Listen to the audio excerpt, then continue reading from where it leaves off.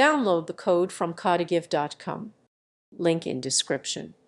Creating a website using HTML and ANDX involves several key steps.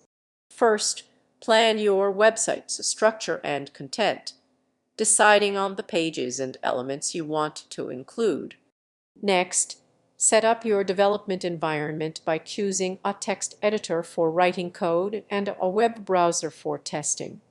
Begin with HTML, which provides the backbone of your website by defining its structure.